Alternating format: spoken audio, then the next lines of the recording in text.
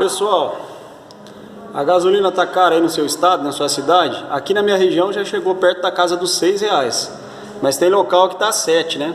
Tem Uber aí que já parou de trabalhar porque não compensa, né? Não tem como aí manter, abastecer o carro e tirar uma margem de lucro.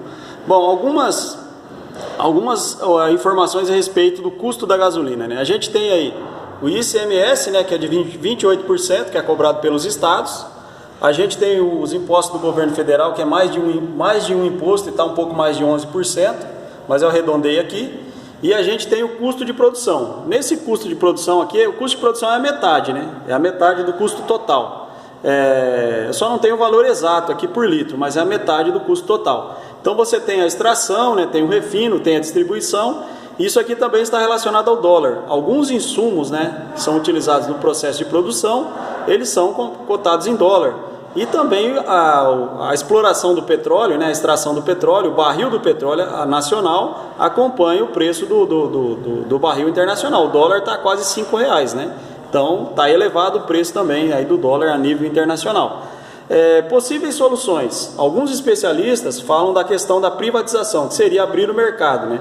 Hoje a gente tem o monopólio da exploração do petróleo através da Petrobras, né?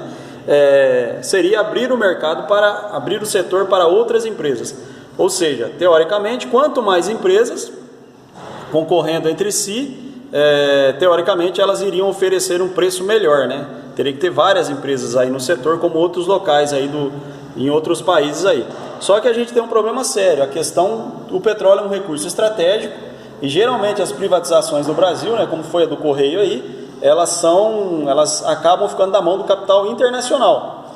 Teria que se criar regras, né, por ser um recurso estratégico, para que essa abertura, essa privatização ficasse aí direcionada apenas para as empresas nacionais, né? Ou seja, criar algumas regras relacionadas a esse sistema de privatização do setor aí de petróleo no Brasil, né? Essa é uma possível solução. E a gente tem também outras soluções relacionadas a cortes, né? Que seria o corte dos impostos, a redução de impostos. Mesmo o governo federal tendo uma alíquota de impostos aí relativamente pequena, né? Menor do que a dos estados, ainda seria possível reduzir esses impostos. Só que se você reduz os impostos, logicamente você tem uma arrecadação menor.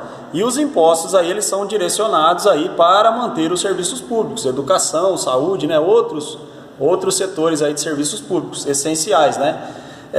Se você corta os impostos, você reduz os investimentos aí, ou a manutenção dos serviços públicos, né? Que eu já citei anteriormente. A outra saída seria, junto com essa redução, com esse corte de impostos aí, seria cortar os privilégios e gastos desnecessários aí, né? Que a gente tem tanto no governo federal, a gente sempre teve e ainda continua tendo, né? Aqui a culpa não é só de um governo, e não é só do governo federal, e também não é só dos governos dos estados, né? A culpa é generalizada. Tanto os estados, como também o governo federal, ainda tem muito gasto desnecessário, né? Se a gente for olhar o que é gasto aí com político, o que é gasto com a máquina pública, a gente fica assustado.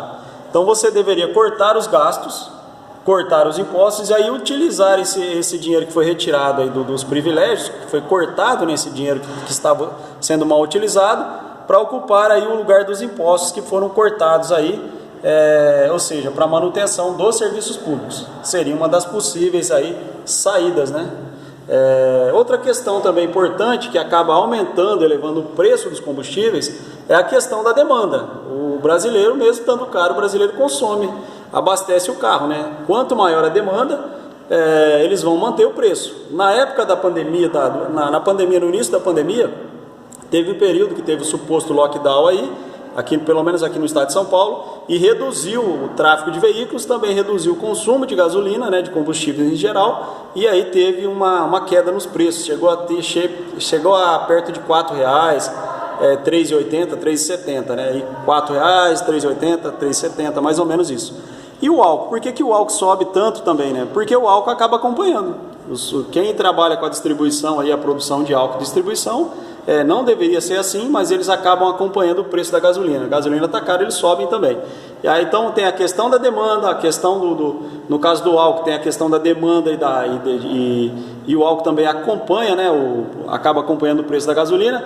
Tem a questão dos impostos, né, estaduais e federais, e tem a questão também do custo de produção aí, e aí as soluções, né, privatização, criar regras aí para direcionar aí essa privatização para o capital nacional, né, ou seja, empresas nacionais, e o corte dos gastos, dos custos aí desnecessários, junto com o corte dos impostos aí, para equilibrar essa questão aí da manutenção dos serviços públicos. Valeu, pessoal, até o próximo vídeo, deixe seu comentário, seu like e sua inscrição.